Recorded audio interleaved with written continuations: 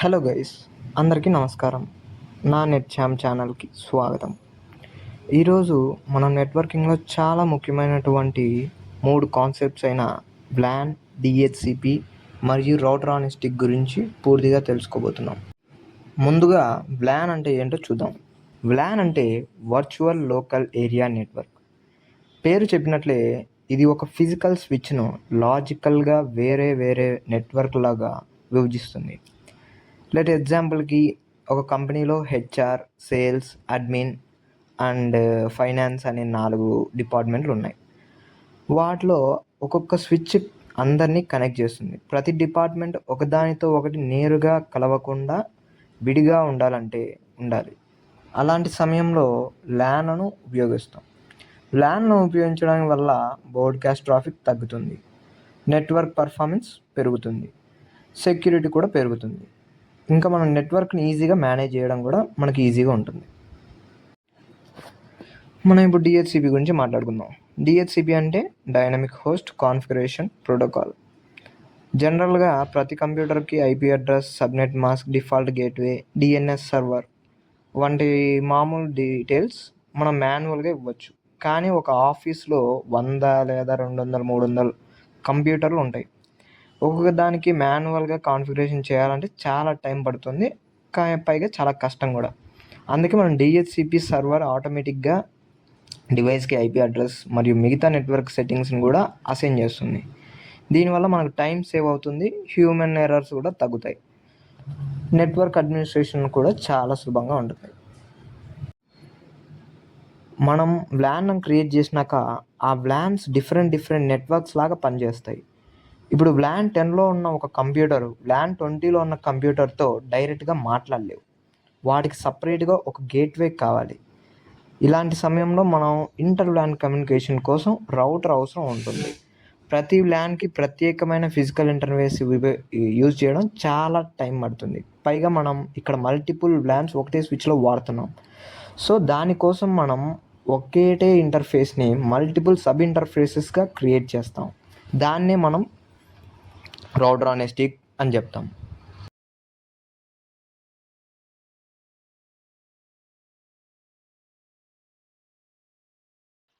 Okay guys, ఇప్పుడు ఈ 3 కాన్సెప్ట్స్ని మనం ప్యాకెట్ ట్రేసర్లో ఎలా కాన్ఫిగర్ చేయాలో చూద్దాం. దానికి ముందుగా మనకు కావాల్సింది ఒక రౌటర్, 2 స్విచెస్ అండ్ కొన్ని పీసెస్. నేను మొత్తం 2 sides 4 తీసుకున్నాను. ఇప్పుడు మనం ఏం చేద్దామంటే ఈ స్విచ్ను ఆ పీసెస్ని కనెక్ట్ చేద్దాం.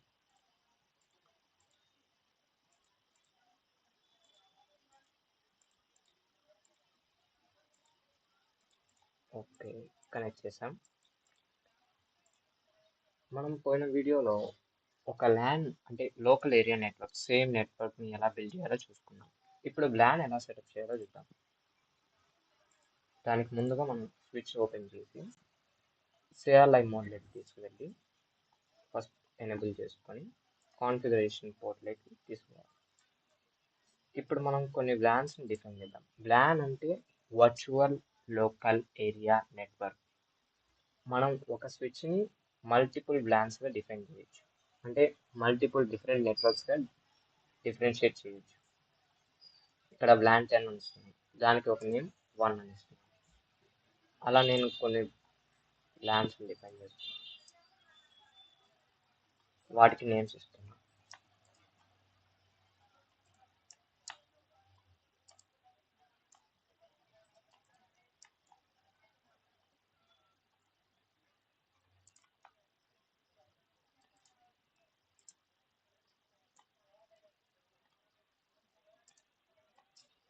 ఇప్పుడు మనం ఆ వ్లాన్స్ సెటప్ అయ్యాయిలో చూసుకుందాం. ఇక్కడ మనం చూసుకున్నట్లయితే వ్లాన్ దానికి ఇచ్చిన నేమ్ అసైన్ అయ్యాయి. సో ఇప్పుడు మనం వాటికి పోర్ట్స్ని అసైన్ చేద్దాం. లైక్ వ్లాన్ 10కు నేను పోర్ట్ నెంబర్ 1ని అసైన్ చేస్తున్నాను. Like this commands.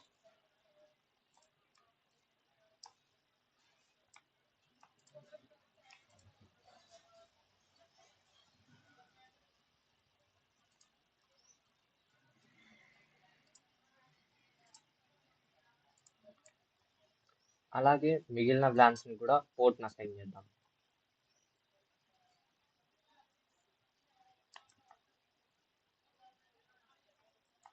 నేను WLAN 20కి సెకండ్ పోర్ట్ని అసైన్ చేస్తున్నాను.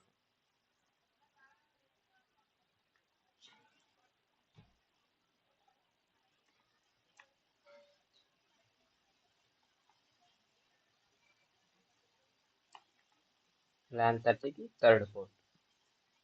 అలాగే మనం ఎన్ని VLANsని ఎక్స్చేంజ్ చేసుకుంటే అన్ని పోర్ట్స్ మనం అసైన్ చేసుకోవచ్చు.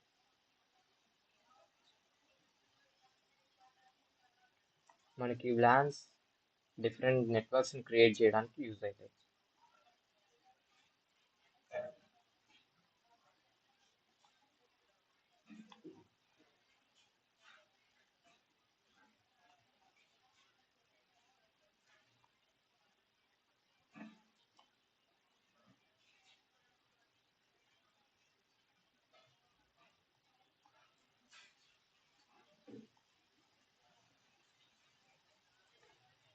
మళ్ళీ మనం ఒకసారి WLAN చూసుకుందాం, కాన్ఫిగర్ అయ్యాయి.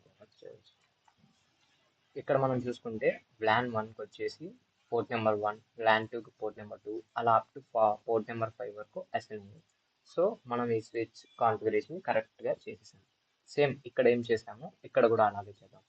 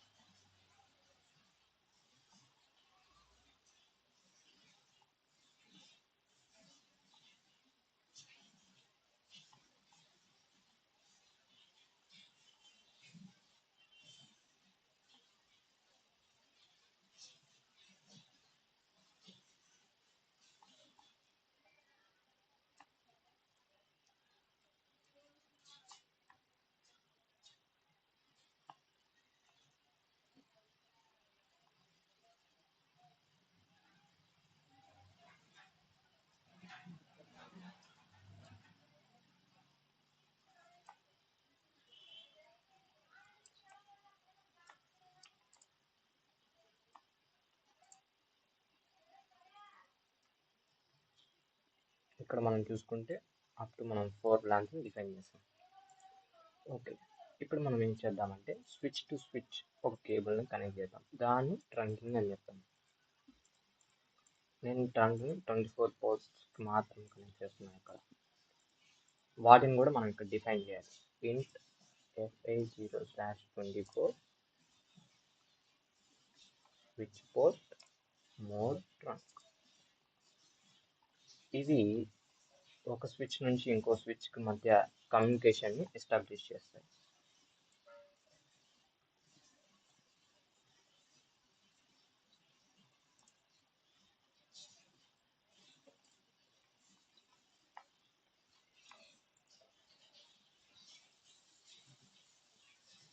ఇప్పుడు మనం స్విచ్ టు రౌటర్ కాన్ఫిగరేషన్ ఇద్దాం. స్విచ్ టు రౌటర్ కాన్ఫిగరేషన్లో ఉన్న ఈ టెర్మినల్ను కూడా నేను ట్రంక్గా డిఫైన్ చేస్తాను. ఎందుకంటే స్విచెస్ త్రూ రౌటర్కి ఇన్ఫర్మేషన్ వెళ్ళాలంటే త్రూ ట్రంక్ ద్వారా మాత్రమే వెళ్ళగలదు. సో నేను ఆ పోర్ట్ని కూడా ట్రంక్ కింద డిఫైన్ చేస్తున్నాను.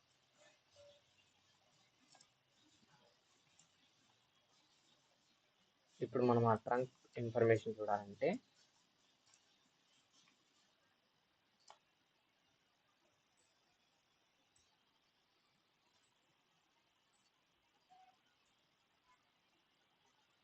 ఇక్కడ చూసుకున్నట్లయితే మనం ఇన్ఫర్మేషన్ ఉంది FA24 స్విచ్ పోర్ట్ అండ్ ఆ ట్రంక్ ఫీడింగ్ త్రూ మనం వీటి ద్వారా వెళ్ళించగలుగుతాం.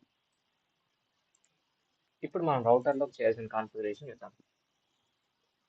ఇక్కడ మనం చూసుకుంటే మనకు ఒకటే ఇంటర్ఫేస్ ఉంది. Like gigabit Ethernet 0.0. ఇది ఒక నెట్వర్క్ మాత్రమే గేట్వేని ఇస్తుంది.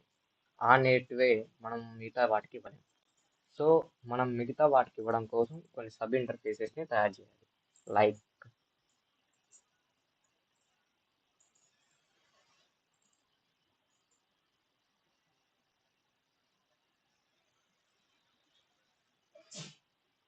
ఇంత 0.10. ఫస్ట్ మనం ఆ ఇంటర్ఫేస్ని ఆన్ చేయాలి. తర్వాత ఆ ఇంటర్ఫేస్లో మనం బ్లాన్ 10కి సంబంధించిన ఇంకొక ఇంటర్ఫేస్ని సబ్ ఇంటర్ఫేస్ని మనం ఓపెన్ చేయాలి.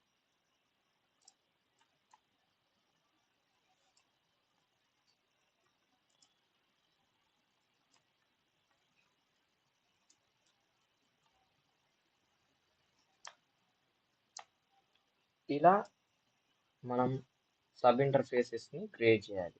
మనం ఎన్ని ప్లాన్స్ వాడుతున్నామో ప్రతి ఒక్క ప్లాన్కి డిఫరెంట్ సబ్ ఇంటర్ఫేసెస్ ఉంటాయి. వాటిని ఓపెన్ చేసి వాటికి అసైన్ చేయాలి.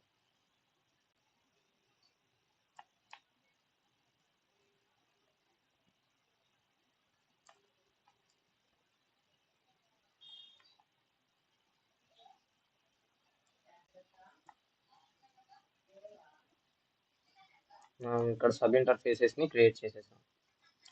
ఇప్పుడు మనం డిహెచ్సిపిని అసైన్ చేయాలంటే ఫస్ట్ డిహెచ్సిపికి కొన్ని అడ్రస్ని ఎక్స్క్లూడ్ చేయాలి. ఎందుకంటే ఆ అడ్రస్ని మనం గేట్వే కింద అసైన్ చేసేసాం. సో ఆ అడ్రస్కి తీసేస్తాం. దాన్ని తీసేయడానికి మనం ఈ కమాండ్స్ వాడుకోవచ్చు. లైక్ నేను ఈ కమాండ్స్లో 10.1, 20.1, 30.1, 40.1 అనే వాటిని డిహెచ్సిపి నుంచి తీసేసాం. మనం సబ్ ఇంటర్ఫేసెస్ని ఎందుకు ఓపెన్ చేసామంటే రౌటర్ అనే స్టిక్ అనేది డిఫరెంట్ సబ్ ఇంటర్ఫేసెస్ని వాడుకొని మల్టిపుల్ వ్యాన్కి గేట్ పాత్గా ఒకటే ఇంటర్ఫేస్ని మల్టిపుల్ డిఫరెంట్ వర్చువల్ ఇంటర్ఫేసెస్గా కన్వర్ట్ చేయడం కోసం యూజ్ చేస్తాం.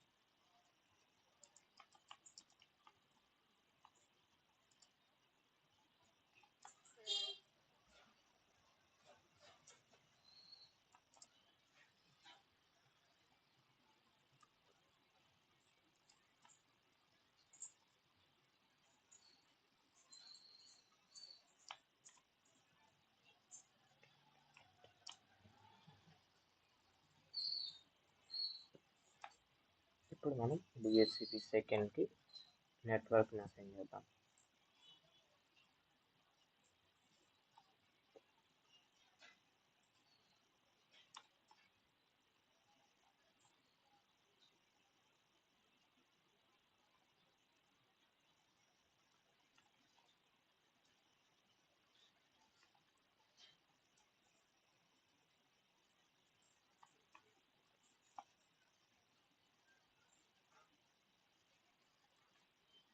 ఓకే, ఇప్పుడు మనం డిహెచ్సిపిని టెస్ట్ చేద్దాం.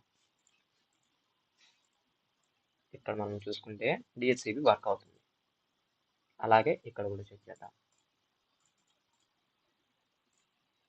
ఇక్కడ వర్క్ అవుతుంది.